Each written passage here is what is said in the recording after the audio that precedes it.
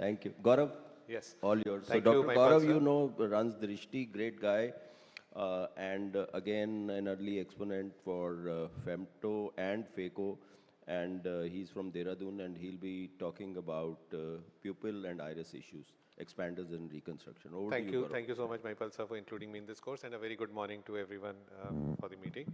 So I wanted to share a few cases, and this is a 22-year-old gentleman with an injury to the right eye with a wooden stick. So he had a corneal tear with iris prolapse. He was operated at our center by one of our consultants where this repair was done, and the iris abscission was done, and then after that repair for the cornea was completed over there, and at the end it was well managed there. So going on, this patient went on to develop a month or two later traumatic cataract as well.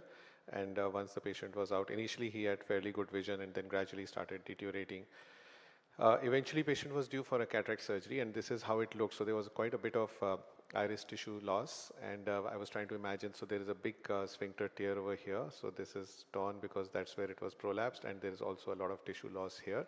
And again, you can see the cut edge of the sphincter. So I was trying to figure out how I'll be able to repair the iris at this point, because while I do a lot of single pass 4-throw pupilloplasty, this would have required me to first, maybe suture this, and then we would still have a big defect here. And then I thought that this might not be a great case for doing a single pass 4-throw kind of a repair, because it's almost like 150 degrees of tissue loss.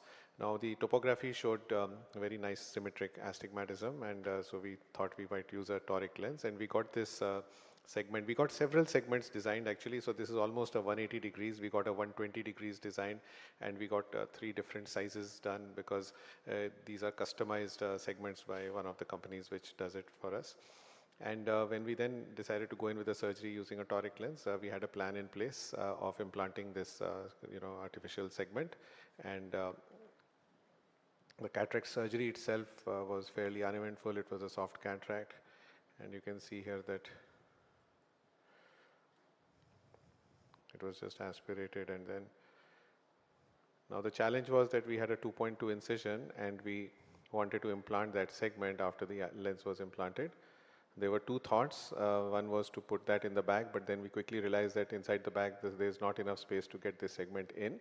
And we had done our homework by doing a literature search and finding that this can be nicely and safely implanted in the sulcus as well.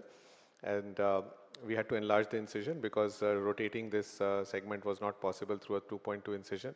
So we had to increase it to almost 2.8. And you can see that even with the 2.8, it was a challenge to push it through. And these implants are very brittle, and they can very easily break. So we had a standby implant as well.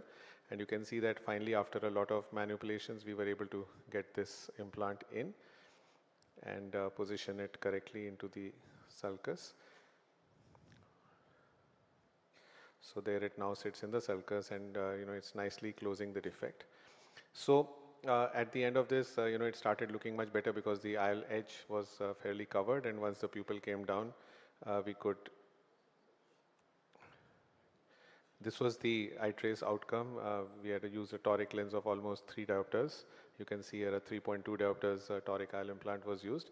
We got very good on-axis placement of the lens, and almost a perfect outcome as far as the astigmatism, even though this eye had undergone a corneal repair and there was obviously significant astigmatism. Patient did quite well. So this was a gratifying surgery, and of course these implants have that possibility of leaching pigment, but we've had a few of our patients over the last 10-15 years. We've not really seen a huge degradation in the quality of these implants, and they can be customized by one of the companies that we work with in India.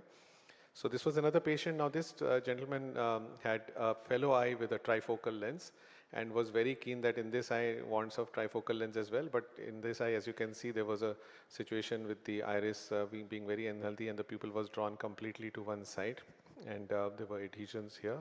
So when dilated, this pupil looked more like this, and there was a cataract which was required to be operated.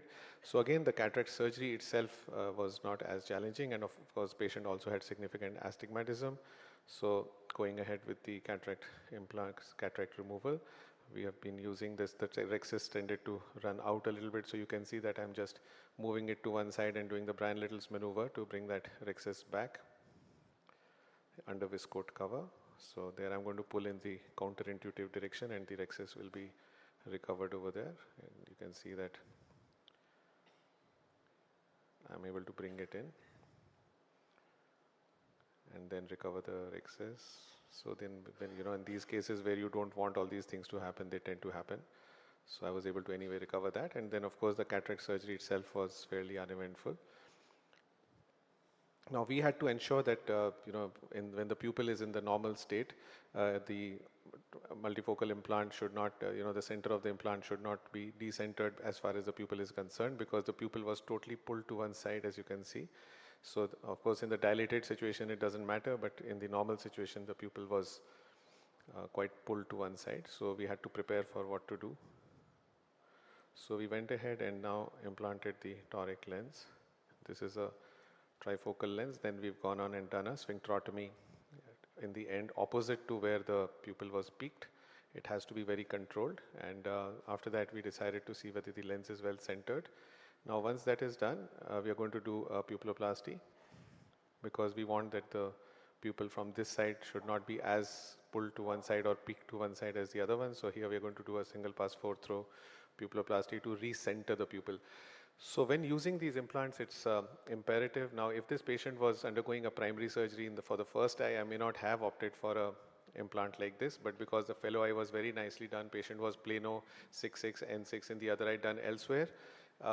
This eye, in fact, the surgeon there had told the patient that for the second eye, he won't use a trifocal lens, and that's why the patient came, because he really wanted it. So you can see that at the end of surgery, frankly, the pupil looked much better centered. I did a little more sphincterotomy to recenter it after putting the suture, and in the post-op period, this eye looked like this. It's not beautiful to look at, but you can see that now the pupil is at least, ensuring that the IOL is well centered and the visual axis is absolutely clear. Otherwise, patient's outcome would have been unhealthy. Going to a third case, and here there's a big iridodialysis, and I'll close with this. There's a big iridodialysis, again a traumatic cataract with a firecracker injury, and we had to do a dialysis repair and a cataract surgery, and the lens was slightly subluxated as well over here. So putting iris hooks. This is important during cataract surgery to ensure that the pupil, otherwise the iris will start going into the phacoprobe. So completing the rhexis and the cataract surgery, again, it's not a very hard cataract. Now this lady had previously, I put in a CTR. This lady had also had a previous pterygium excision done over here, and there was scarring of the conjunctiva. So in the area where I had to do the iridodialysis repair, the conjunctiva was not very healthy, and it was scarred on this side. So I had a situation to deal with, and we had a plan in place.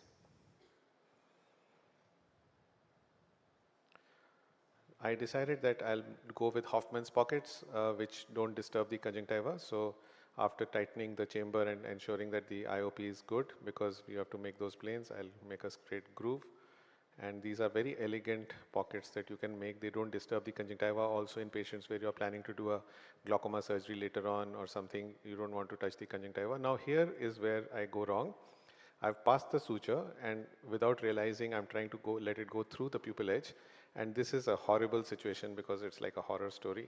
I'm pulling so hard that there's a bleed and probably a little bit of more dialysis. So just watch what happens. And I keep going, and there's a bleed now.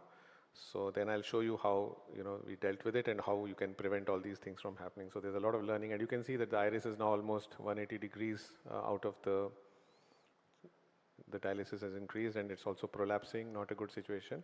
So now we are kind of, railroading it, bringing it out, and then I'll go back with the needle as well. So the one lesson was that I shouldn't have released the iris hooks which were holding the iris in place. If I had those iris hooks in place as they were before, this would not have happened, because that would have kept the iris in place while I was passing the sutures. So while I managed this one, but for the second suture, then there was a lesson to be learned and then change to be made. So we made the second Hoffman's pocket. And you'll realize that now I'm going in a different way. You can see that I've only engaged the edge of the tear, and I've put a counter pressure using a bevel of the 26, and I'm railroading it right there rather than allowing it to be pulled there. So once you do this, you are ensuring that your iris will not move from where it is, and you can pass your sutures very nicely. Today I see almost everybody uses this technique, and when I did this about 5-6 years back or maybe longer, this was something new for me, and it was learnt during this case. And of course, after that, I've been using this way of passing all my sutures for iris. And I mean, most surgeons will reach the same place, eventually. They'll improvise and find the correct solution. So this is a third suture. So eventually, we had a good repair done, and this is the third suture. Eventually, patient also had a nice looking eye and a nice symmetric round pupil. So this is how it looked at the end. And I think patient, we have a post-op picture as well. Sorry, I think it was right at the end of that video. So this is how it looked at the end, and next day post-op patient was 6/6 unaided almost, and you can see it was better vision than the fellow eye, so we had a very good outcome. Thank you so much.